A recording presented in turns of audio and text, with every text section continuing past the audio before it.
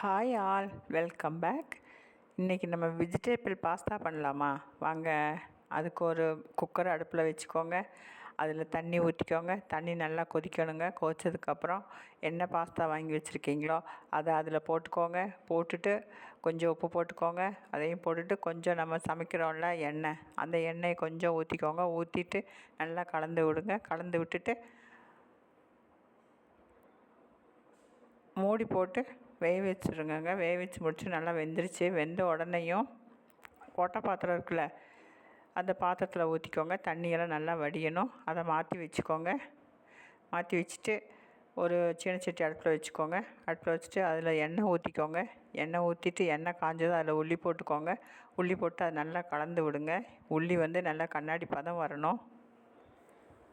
உள்ளி நல்லா கண்ணாடி பதம் வந்துருச்சுங்க. வந்ததுக்கப்புறம் நம்ம பொடிசாக வெட்டி வச்சுருக்கோம்ல தக்காளி, அதை போட்டுக்கோங்க. அதை நல்லா கலந்து விடுங்க. நல்லா கலந்து வரணும். கலந்து வந்ததுக்கப்புறம் உள்ளியும் தக்காளியும் வேகிற கொஞ்சம் உப்பு போட்டுக்கோங்க. அதையும் கலந்து விடுங்க. நல்லா வேகட்டும். நல்லா தக்காளி உள்ளி மசிஞ்சு வரணும். மசிஞ்சு வந்ததுக்கப்புறம் கொஞ்சம் இஞ்சி பூண்டு பேஸ்ட் அதில் போட்டுக்கோங்க. அதையும் நல்லா கலந்து விடுங்க. அந்த பச்சை வாடை போட்டும், இஞ்சி பூடோட பச்சை வாடை போட்டும், இஞ்சி பூடு பச்சை வாடை போனதுக்கப்புறம் கொஞ்சம் கரம் மசாலா போட்டுக்கோங்க. அதையும் நல்லா கலந்து விடுங்க. அதுக்கப்புறம் கொஞ்சம் வத்தல் பொடி, மிளகாய் வத்தல் பொடி போட்டுக்கோங்க. கொஞ்சம் மஞ்சப்பொடி போட்டுக்கோங்க.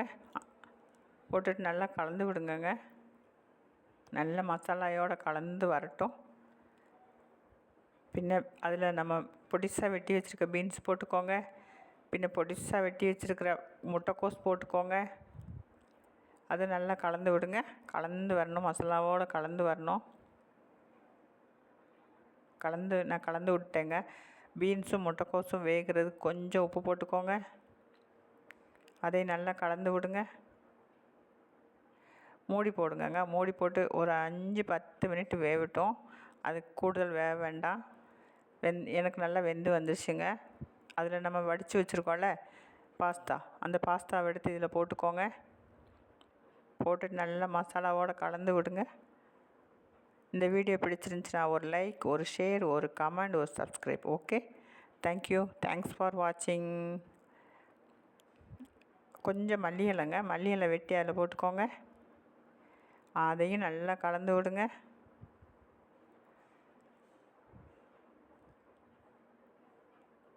வாங்க சாப்பிடுவோமா? வாங்க சாப்பிட்லாமே. தேங்க்யூ. தேங்க்ஸ் ஃபார் வாட்சிங். Tata, bye bye. வாங்க.